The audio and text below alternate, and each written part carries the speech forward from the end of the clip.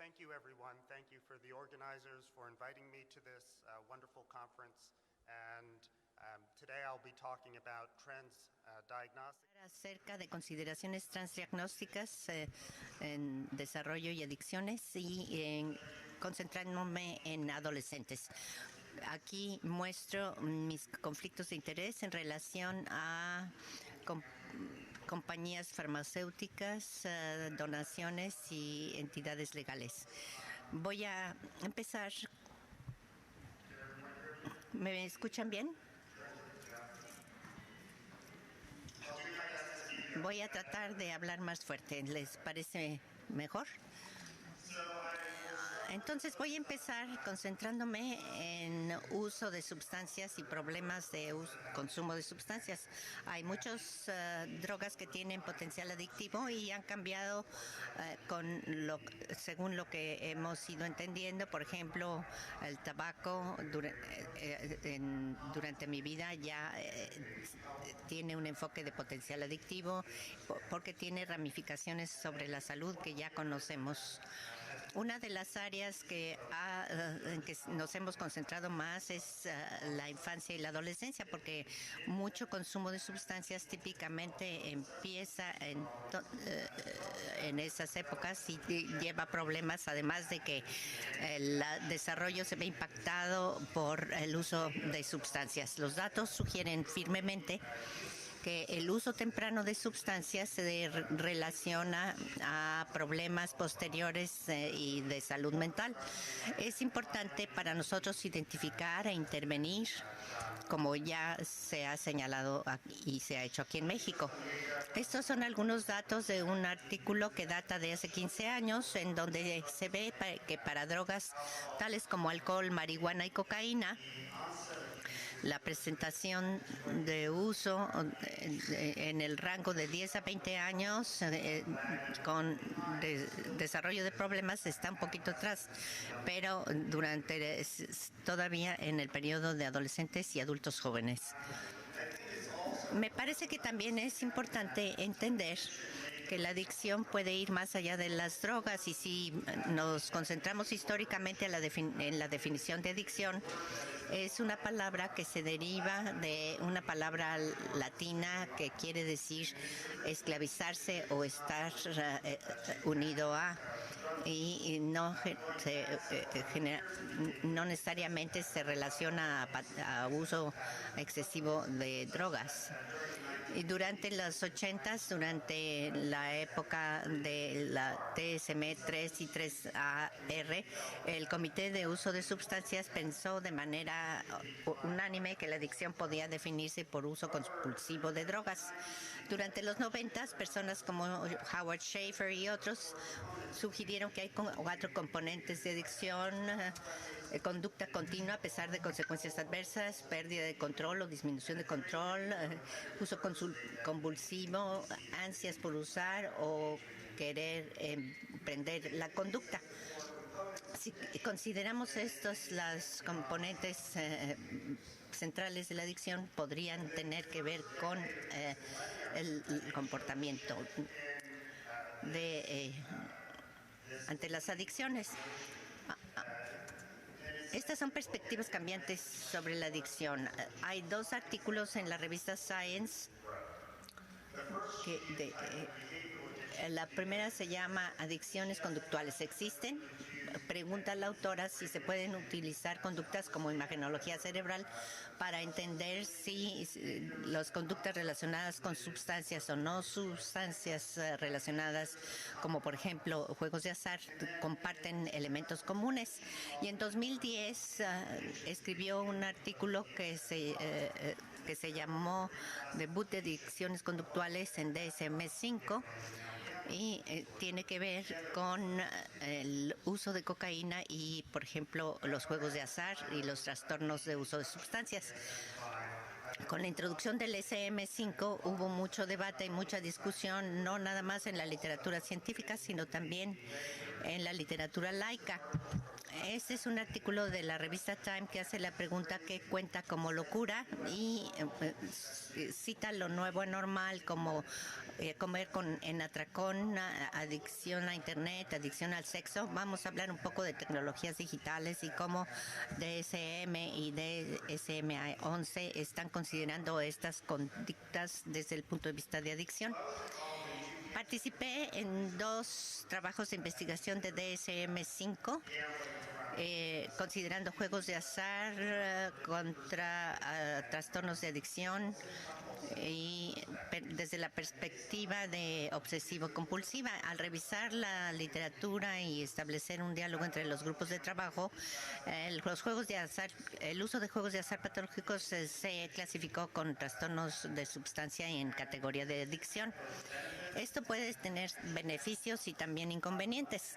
Por una parte, puede facilitar el tratamiento integrado, que podría ser algo muy útil, y también me parece que llevó a un diálogo de que si ciertas conductas pueden ser adictivas, ¿cuáles tienen ese potencial?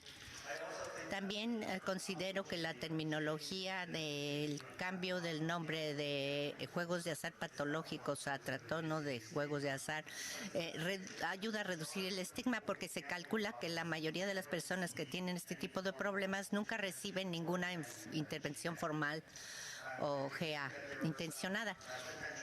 Parece que hay algunas dudas sobre cómo abordar estos trastornos. En el DSM-5 se tiene que cumplir con criterios de inclusión para que se incluyan como trastornos de uso o trastorno de juegos de azar.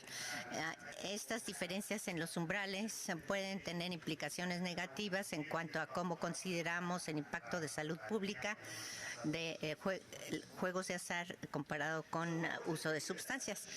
¿Cuáles fueron los datos que cambiaron la reclasificación y que llevaron a la reclasificación de juegos de azar patológicos? Hay altas tasas de copresentación que se han visto en población y muestras clínicas en distintos grupos de edad. Hay similitudes en evolución clínica con altas tasas entre adolescentes, menos tasas en adultos más mayores, algunas diferencias en género, hay un fenómeno de telescopio, digamos, en que las mujeres comparados con varones tienden a empezar la conducta posteriormente en la vida, pero el tiempo entre iniciación y desarrollo del problema es en telescopio. En cuanto a características clínicas similares, algunas se reflejan en criterios de inclusión, tolerancia, abstención, interferencia en áreas importantes de funcionamiento de la vida, intentos repetidos de dejarlo o de reducir la conducta, el estado de ansiedad o urgencia no se introdujo para trastornos de juegos de azar, pero esto es clínicamente relevante, me parece. Hay similitudes también en biología en cuanto a la genética y niveles cerebrales, de circuitos cerebrales. Y esto tiene implicaciones para el desarrollo de prevención y tratamiento, porque, por ejemplo, hay similitudes en tratamientos efectivos para los trastornos, grupos de autoayuda como Alcohólicos Anónimos, jugadores de azar anónimos, terapias conductuales como cognitiva, entrevistas motivacionales. Se han visto que son eficaces para ambos grupos. Y luego medicamentos y compuestos que se compran sin receta, como antagonistas de opioides y N-acetilcisteína respectivamente, han sido prometedores para el tratamiento de trastorno de juegos de azar y de uso de sustancias.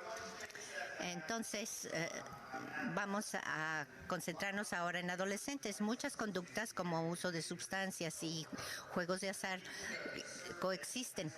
Hicimos una encuesta entre estudiantes de preparatoria en Connecticut de hace una década más o menos y preguntamos sobre varias conductas de riesgo.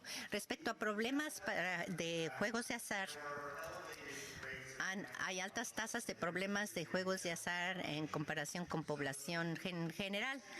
Estas próximas gráficas van a seguir una estructura similar.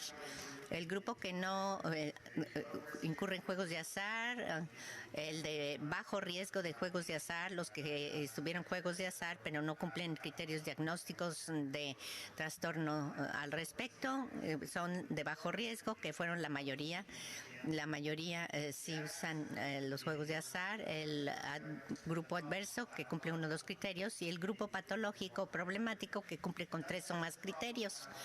Entre este grupo patológico, la mitad cumplieron criterios completos para DSM-4 juegos de azar patológicos. Y esto entre estudiantes de preparatoria, más o menos 10 veces más de las tasas que se encuentran para adultos entre la comunidad en general.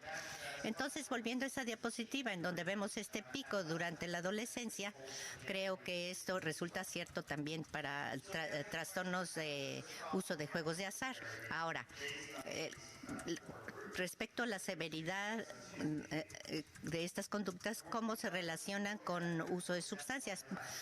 Y analizamos, por ejemplo, el uso de tabaco en toda la vida. Si vemos al lado derecho y vemos fumar diario, aquellos individuos quienes están entre el grupo más severo, están entre el grupo patológico de juegos de azar, generalmente fuman regularmente y más o menos serían 4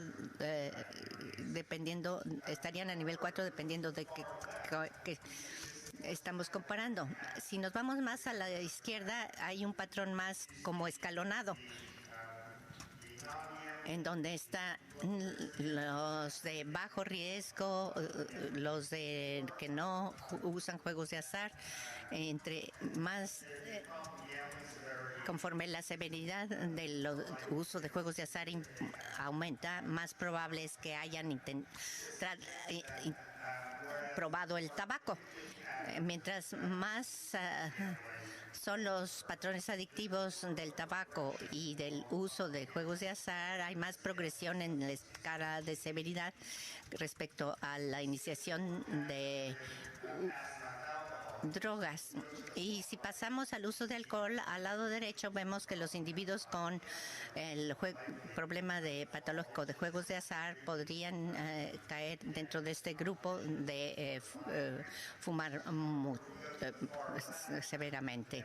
En cuanto a la izquierda, que los que nunca beben constantemente, la progresión una vez más se ve escalonada. También vemos una relación con juegos de azar patológicos y uso de cannabis, una relación R de 5 y 5. Y lo mismo con respecto a éxtasis, cocaína, con un índice de riesgo de entre 5 y 6. Entonces, estas conductas parecen presentarse de manera que pueden alterar las trayectorias de desarrollo. Y surgen preguntas de qué está sucediendo a nivel cerebral. Podríamos pensar sencillamente que hay neurocircuitos motivacionales, cosas que actúan más como un motor para que emprendan esas conductas. Y también hay sistemas de control que inhiben el emprender esas conductas. Y los sistemas neurotransmisores específicos se han relacionado a estas tendencias o estas conductas. Y si nos vamos atrás 15 años, se propuso un modelo neural que es un tanto complicado. Y voy a tratar de explicarlo en términos sencillos. Al lado izquierdo, en rojo, tenemos lo que se llama circuitos de motivación primaria, que tienen que ver con asas corticales y que tienen que ver con la parte más dorsal del estriato, relacionados con conductas más compulsivas o habituales. Las que están más en el componente ventral del estriato tienen que ver con compañías impulsivas o novedosas. En azul tenemos regiones cerebrales y secciones que llevan información a estos circuitos, como regiones como la amígdala, en donde se recibe información afectiva, regiones como el hipocampo, que tienen información contextual de memoria, regiones como el hipotálamo y el septum, que dan información homeostásica relacionada con impulso sexual, sed, hambre, etcétera, que pueden influir cómo tomamos decisiones. Propusimos esto como forma para probar modelos y de esa manera entender cómo los circuitos cerebrales pueden relacionarse con conductas de uso de sustancias.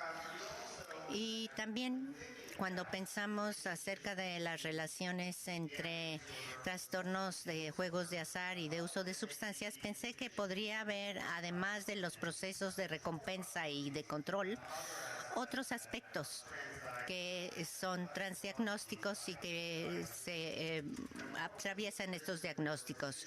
Uno sería la toma de decisiones de recompensa. Datando de hace 15 o 20 años, se sugiere que los individuos con uso de juegos de azar patológicos o trastornos de uso de sustancias se desempeñan de desventaja en las tareas de juegos de azar. También hay un descuento más rápido de las recompensas, o sea, hay preferencia de recompensas más pequeñas y que se obtienen más pronto que las más grandes y que posteriores. Esto trabajo lo hizo Michelle y colegas con respecto a los bombones y retraso en gratificación en los niños, y siendo predictivo posteriormente en la vida de cómo les iría no nada más con respecto a uso de sustancias, sino también logros académicos y muchas áreas de funcionamiento. Pensamos que esto era importante desde el punto de vista de tratamiento e incorporamos medidas de descuento temporal en un estudio de dejar de fumar entre individuos que tenían más opciones impulsivas o elecciones impulsivas, les iba menos bien en el tratamiento.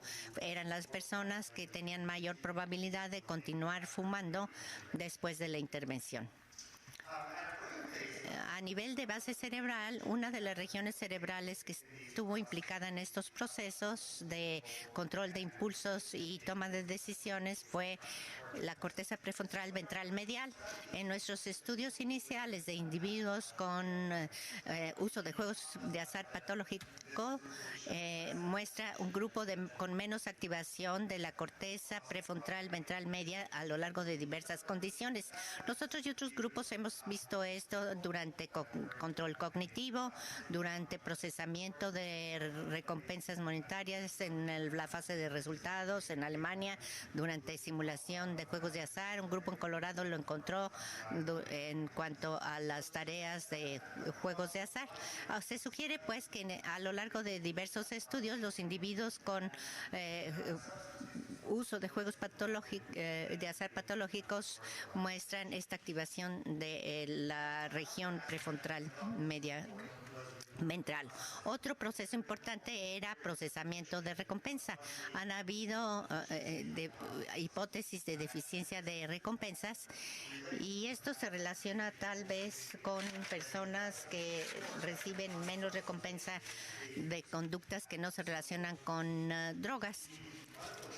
Una de las tareas que más se han usado para evaluar el procesamiento de recompensa son tareas con retraso de recompensa, y se vio que los individuos con dependencia de alcohol mostraron una activación atenuada del estriato ventral, lo que se ha llamado la región de recompensa del cerebro. Durante la fase anticipatoria, retrasan la recompensa monetaria, y esto se extiende a adolescentes y adultos que tienen antecedentes familiares positivos contra negativos de dependencia de alcohol o de dependencia de nicotina, uso de juegos de azar patológicos. Nosotros y otras personas en Corea hemos visto esto, y también trastornos de atracón al comer, que pasa por un amplio rango de condiciones. También cuando esto se ha estudiado respecto a medidas transdiagnósticas de impulsividad, en este caso autorreportada, el grado de activación del estriato ventral se correlacionó con medidas de impulsividad. Y mientras mayor la impulsividad, menos activación del estriato ventral durante la fase anticipatoria de la tarea anticipatoria de retraso de recompensa monetaria. Esto se vio en quienes tenían dependencia de alcohol y también trastorno patológico de uso de juegos de azar. Aquí vemos donde el estriato ventral se encontró que distinguía a los grupos con o sin trastornos de uso patológico de juegos de azar. Estas tarjetas son las tomé de un juego de mi hijo y al que dedica mucho tiempo y energía. Y he pensado en personas que tienen tendencias a ser impulsivos. El señor Volcano, que tiene un carácter irascible, podría ser una persona que actúa impulsivamente. Jerry Muller y colegas definió la impulsividad como una predisposición hacia reacciones rápidas no planeadas ante estímulos externos o internos con una atenuación en la consideración de consecuencias negativas de estas reacciones. Y la impulsividad se ve afectada por varios puntos. Es relevante para una serie de condiciones psiquiátricas como trastorno de uso de sustancias, trastorno bipolar, déficit de atención, entre otros. Y comparte características centrales de adicción que Howard Schaefer y otros han propuesto, particularmente el seguirlo haciendo a pesar de consecuencias adversas. Y es una construcción completa y multifásica, y si queremos entenderla mejor y entender cómo puede relacionarse con prevención y tratamiento de cosas como adicción, tal vez debamos desglosarla en sus 4 partes.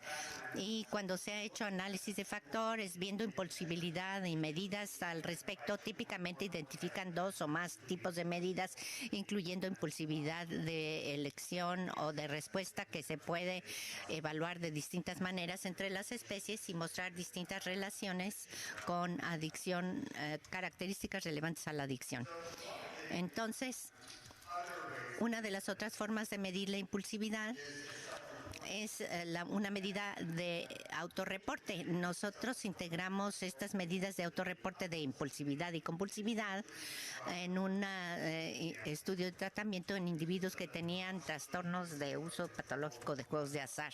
Y se hizo este estudio con control de placebo y no encontramos diferencia entre droga activa y placebo en cuanto a desenlace, porque 50% de los individuos que recibían placebo se consideraban que respondían al tratamiento.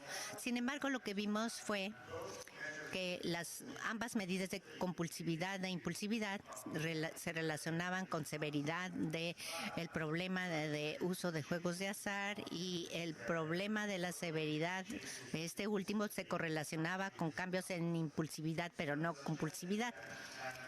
Entonces se sugiere que la impulsividad, y según lo perciben las propias personas, podría ser relevante al tratamiento para uso patológico de juegos de azar. En cuanto a grupos diagnósticos y medidas transdiagnósticas, como vemos la estructura cerebral, y aquí estábamos viendo como 100 individuos que tenían trastornos de uso patológico de juegos de azar o de uso de cocaína, o sujetos sanos para comparar, y vimos el volumen de materia gris utilizando una metodología de todo el cerebro. Y cuando vimos los grupos diagnósticos, los individuos con trastorno de uso de cocaína, había volúmenes de corteza prefrontal reducidos, como lo vemos del lado izquierdo, y esto es consistente con los efectos neurotóxicos de dependencia a cocaína. Pero como este estudio fue transversal, fue especulativo. Sin embargo, al ver los tres grupos diagnósticos, vimos una relación inversa entre impulsividad, volúmenes cerebrales en regiones subcorticales. Principalmente teníamos la región cortical de la ínsula, pero regiones subcorticales como la amígdala y el hipocampo estaban implicados, de tal manera que mientras más pequeños los volúmenes cerebrales, más impulsivos se reportaban las personas ser. Entonces, esto dio credulidad a los grupos del DSM, al igual que el abordaje transdiagnóstico que Tom Insel y otros han propuesto. Ahora voy a dar un paso atrás y a irme más atrás en el desarrollo, considerando que el desarrollo puede empezar antes del nacer. Hay muchos hallazgos que apoyan que ciertos elementos tóxicos como alcohol y durante el periodo prenatal pueden asociarse con efectos deleterios o adversos. Pero la extensión ante el cual otras sustancias específicas tienen influencia en desarrollo fetal se entiende menos. Si nos vamos a los 90s, hubo una gran epidemia de crack en Estados Unidos. Hubo interés para entender el impacto potencial de la exposición in útero a cocaína crack sobre el desarrollo. Hemos estado siguiendo pues una cohorte de jóvenes desde su nacimiento y ahora están en el periodo de jóvenes adultos para tratar de entender el impacto de su exposición in útero a cocaína y a otras drogas. Aunque los datos iniciales sugieren que hubo ciertos déficits asociados con una exposición prenatal a la cocaína, no eran tan sólidos como se había temido. Pero seguimos tratando de entender a lo largo de la vida, ya que muchos de estos estudios se hicieron inicialmente en niños, cuál era el impacto en la adolescencia y adultos jóvenes. Entonces, estos estudios se están llevando a cabo todavía y durante la adolescencia nos concentramos en impacto de respuesta al estrés e iniciación de uso de sustancias. Algunos de los hallazgos se reportan aquí en la columna del lado derecho y lo que muestra las diferencias volumétricas cerebrales en jóvenes con exposición prenatal a la cocaína contra otro grupo no expuesto. Y el grupo con exposición prenatal a la cocaína muestra volúmenes cerebrales más pequeños en las regiones indicadas. Una de esas regiones fue la corteza prefrontal. Y si vemos la relación entre el volumen cerebral en la corteza prefrontal y la iniciación de uso de sustancias, vimos que hubo una diferencia intermedia con respecto a iniciación de uso de sustancias comparado con los que no lo tenían y entre el grupo que tenía volúmenes cerebrales más pequeños en corteza prefrontal. Y también lo vimos con cada grado de disminución en volumen cerebral en corteza cerebral, que había mayor probabilidad de iniciación de uso de sustancias. Estos hallazgos elevan la posibilidad de que la exposición a cocaína in útero podría llevar a mayor probabilidad de iniciación de uso de sustancias durante la adolescencia. Y surgen preguntas también sobre el mecanismo a nivel psicológico. Y aquí equiparamos 22 individuos con exposición prenatal a la cocaína contra 22 sin la exposición. Y entre personas con desventajas socioeconómicas. Globalmente, los sujetos de comparación eran dentro del mismo nivel socioeconómico. Y el hallazgo principal de este estudio es que los individuos adolescentes que se exponían a distintos alimentos, entrevistas y audiocintas para que se imaginaran su comida favorita. Entre los individuos con exposición prenatal a cocaína tenían activación atenuada con regiones de recompensa como estriato ventral y corteza prefrontal medial, y esto no se vio en condiciones de relajamiento neutral y de estrés. Y quisimos entender cómo estas respuestas relacionadas a su condición se relacionaban con iniciación a uso de sustancia con respecto a exposición a uso de cocaína prenatal y los que no tuvieron esa exposición, y vimos interacción entre los factores implicando las regiones cerebrales implicadas, incluyendo la ínsula, la circunvolución inferior, frontal inferior y la circunvolución temporal. Y si desglosamos esa interacción en la columna del lado derecho, se ve exposición a condiciones de estrés, de comida favorita y una condición neutra de relajamiento. Y hay diferencias para cada una de las tres condiciones en relación a la propensión de uso de sustancias. Llamo su atención a la parte inferior derecha, en donde vemos un aumento en la activación de regiones como la ínsula y el tálamo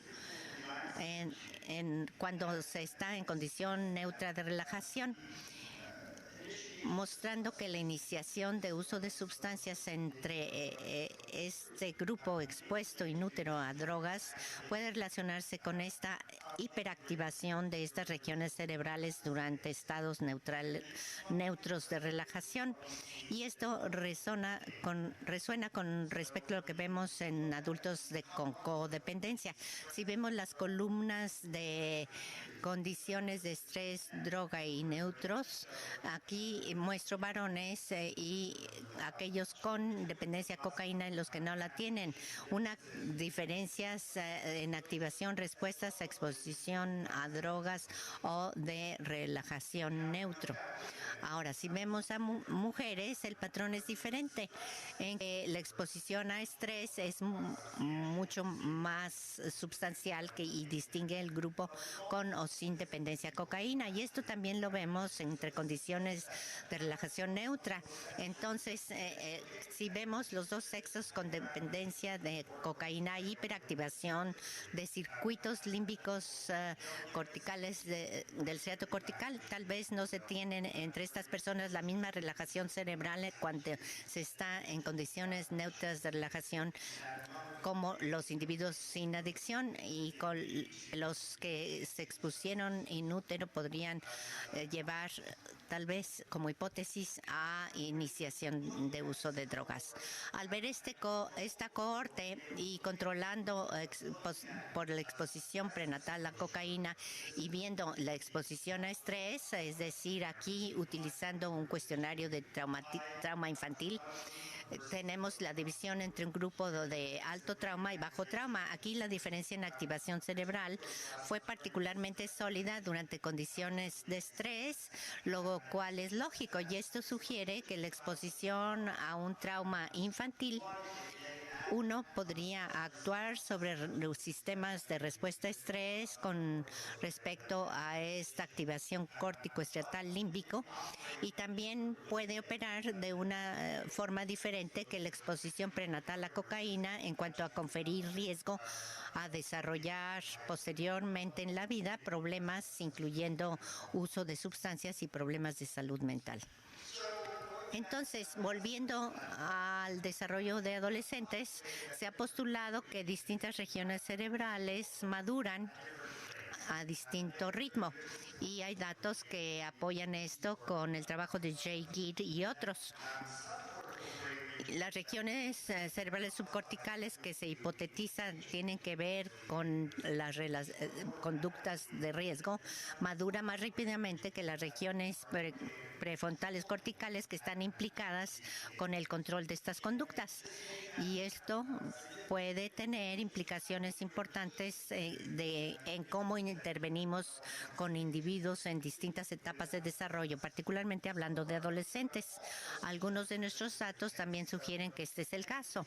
Nuevamente, utilizando la tarea de estrés y comida favorita entre adultos y contra adolescentes, lo que vemos es que los adultos predominantemente muestran activación cortical ante el estrés y al alimento favorito, y entre los adolescentes las activaciones son subcorticales en regiones como el tálamo. Entonces necesitamos considerar el tipo de intervenciones que desarrollamos conductualmente, al igual que farmacológicamente, entre los jóvenes, porque estamos trabajando con individuos en distintas etapas de desarrollo cerebral. Ahora, lo que esto significa en intervenciones para tratamientos, y volviendo a las tarjetas del juego de mi hijo, como una luz de intervención puede llevar a un cambio de corazón o un cambio de actividad cortical prefrontal. Hemos hecho estudios tanto en adultos con dependencia a cocaína y adolescentes quienes fuman tabaco y tratan de dejar de hacerlo en cada caso. Utilizando las tareas de interferencia de color, es decir, una tarea de control cognitivo, vimos una relativamente mayor activación en regiones cerebrales como corteza prefrontal media, región del cíngulo anterior, relacionadas con mejor resultado de tratamiento tanto para adultos como para adolescentes. Y también si vemos el tiempo 1 contra el tiempo 2, y si vemos desde pretratamiento a posttratamiento, vemos que tanto los adultos como los adolescentes muestran una relativamente reducida activación cerebral durante el desempeño, y esto se hipotetiza que refleja tal vez un proceso más eficiente. Y disminuye más allá de las pruebas y repruebas en sujetos adultos sanos, por ejemplo.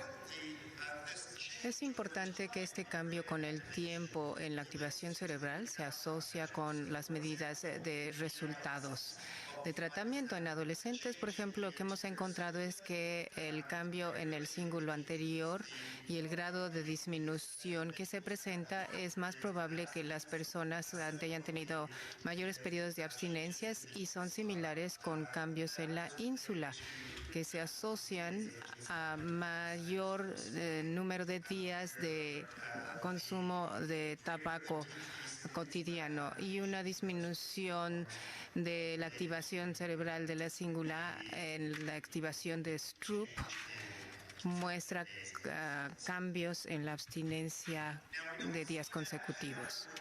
No vemos este patrón cuando revisamos el procesamiento de la recompensa. De hecho, vemos el patrón opuesto, en donde en las regiones cerebrales como la ínsula y la corteza prefrontal media y el estriado, vemos un aumento de la activación después del tratamiento comparado con el pretratamiento.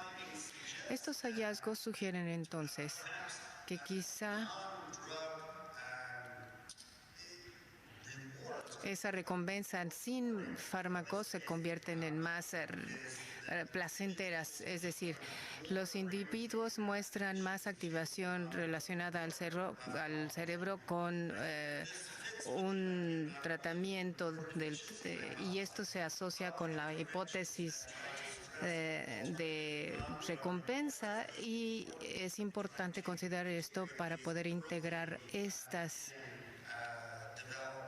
de manera temprana en el desarrollo para procurar limitar el uso de consumo cotidiano de fármacos o alguna otra conducta compulsiva. Vamos ahora a cambiar el entorno de la ludopatía y cómo la DSM-5 y ahora la 11 han considerado las conductas asociadas con el Internet.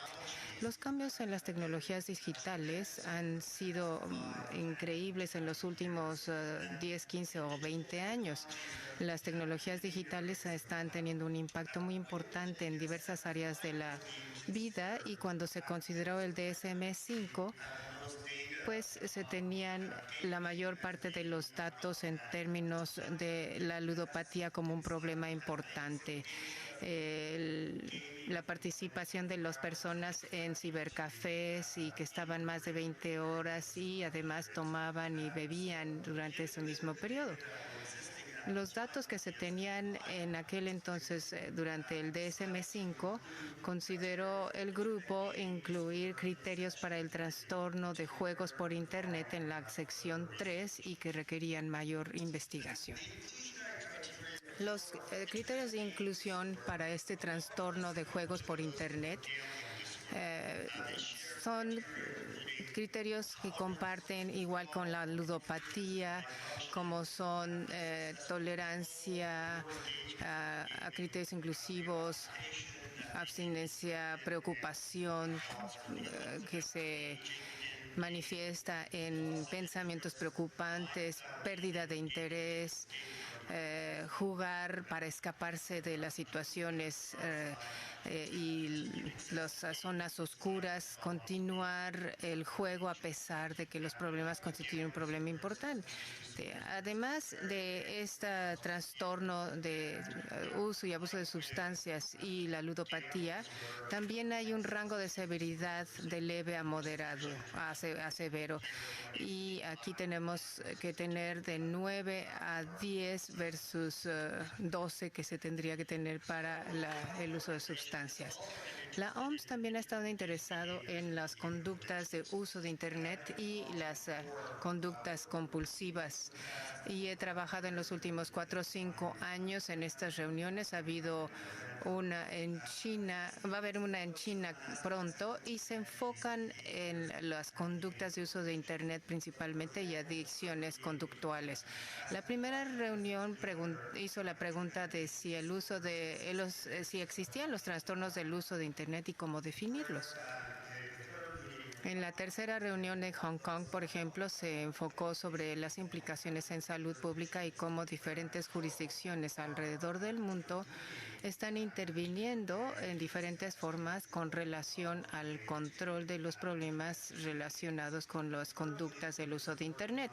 Nuestro grupo está actualmente trabajando en el desarrollo de instrumentos que puedan utilizarse a nivel internacional para poder identificar ludopatía peligrosa, así como el trastorno ludopático y de juegos patológicos, así como cómo se asocia a las conductas de consumo patológico de alcohol. El ICD-11 se revisó en junio de este año y se señaló que había una nueva sección dentro de los trastornos de usos de sustancias. Habría que incluir trastornos asociados con conductas adictivas en una sección con nuevo título que se llama Trastornos debidos a uso de sustancia o conductas adictivas. Y esto es consistente con el abordaje del DSM-5. Pero a diferencia de que DSM-5 considera estos trastornos lúdicos dentro del área patológica, estos se incluyen dentro de los trastornos de juego compulsivo con conductas adictivas. Creo que esto es muy importante por diversas razones. Por un lado, el tener diagnóstico nos permitirá a muchos individuos, tanto clínicos y padres, poder intervenir con relación a ese trastorno de juego patológico y entender mejor el fenómeno y cómo puede cambiar durante el curso del desarrollo y los impactos de largo plazo que pudieran presentarse. Esta es la definición para el trastorno de juego patológico o ludopatía, que sigue una descripción más o menos similar. Hay algunos aspectos importantes que he resaltado en naranja, en color naranja, que es un control, una falta de control sobre el juego, y hay especificaciones para juegos en línea o fuera de línea, pero la mayor parte de los juegos se hace ahora en línea. Número 2, que el juego toma precedencia sobre cualquier otro tipo de actividad cotidiana o interés. Número 3, es que existe la continuación o escalación del juego patológico a pesar de la ocurrencia de consecuencias negativas. Como cualquier trastorno de salud mental en el ICD-11, el patrón tiene que tener suficiente gravedad para tener un impacto a nivel de personal, familiar, social, educativo, ocupacional u otras áreas funcionales. Y también un periodo que se considera tanto en el ICD-M y en el ICD-11 de 12 meses. Y se reconoce que en los centros de atención hay individuos que desarrollan problemas de juego patológico en un periodo más corto, pero que flexiblemente podrían entrar dentro de este periodo de rango o rango temporal. Parece que están implicadas en uso de sustancias y juegos patológicos, y que parecen también estar asociados con este trastorno de juego patológico. Este estudio vio esta conectividad funcional en estado de reposo entre las regiones ejecutivas y de control, y encontraron que los pacientes que tienen juego patológico presentan menos conectividad entre estas regiones cerebrales que el grupo de pacientes que no lo tiene este problema. El grado de disfunción y de conectividad, de acuerdo con las mediciones del Stroop para evaluar el control cognitivo, se presentan aquí. Sugieren que hay un mal control a nivel conductual y control, y está asociado esto con el trastorno de juego patológico.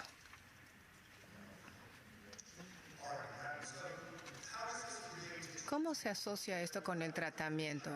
Con otro grupo en China hemos estado trabajando con intervenciones conductuales de deseo que incluye mindfulness, terapia cognitivo-conductual y otro tipo de intervenciones como entrevistas motivacionales. Las barras en azul en la sección A indican a aquellos individuos que han recibido la intervención, y las barras rojas son las pruebas de prueba, el grupo de prueba y reprueba. El grupo que recibe la intervención versus el grupo de prueba y reprueba muestra que hay una disminución de la severidad de los juegos y de las respuestas de deseo compulsivo a estos estímulos de juego. Después del tratamiento existe un aumento de activación de la ínsula, que es relativo, y también la conectividad funcional de esa región está alterado en el grupo que recibe la intervención, de maneras que hay menos conectividad con la circunvolución del giro y el percunio después de tratamiento. Estas son regiones cerebrales que están asociadas en los estudios de deseo compulsivo y uso de sustancias. Y esta es una forma de mostrarles cómo quizá la interrelación o la intervención está funcionando. Hay dos regiones que están implicadas, que incluye la corteza frontal orbitaria y la corteza del cíngulo posterior. Y cuando vemos el grupo que recibe el tratamiento versus el grupo prueba-reprueba, encontramos cambios en la conectividad funcional entre la corteza frontal ocular y el precíngulo, y además el área motora suplementaria, así como las áreas perirrolándicas que indican alguna relación. Esta intervención entonces disminuye el acoplamiento de estas regiones cerebrales que están asociadas con este deseo compulsivo por hacer algo y las regiones de preparación de movimiento motor, lo cual sugiere un mecanismo de acción potencial para estas intervenciones. En conclusiones, quisiera decir que todavía estamos en etapas de entender las trayectorias de desarrollo de estos procesos, qué conductas son adictivas por naturaleza y cuáles no. Por ejemplo, el juego patológico ha desarrollado mucha debate entre los académicos y los investigadores, pero tratar de entender cómo intervenir de la mejor manera y proteger a los niños y a los adolescentes en la medida que maduran hacia la edad adulta joven y adulta media, esto constituirá un proceso muy importante.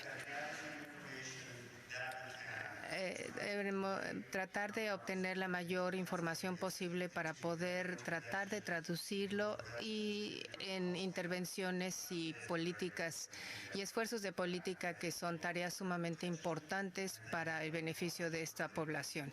Le quisiera agradecer a todos estos individuos y a todas estas organizaciones por su apoyo para la conducción de estos estudios.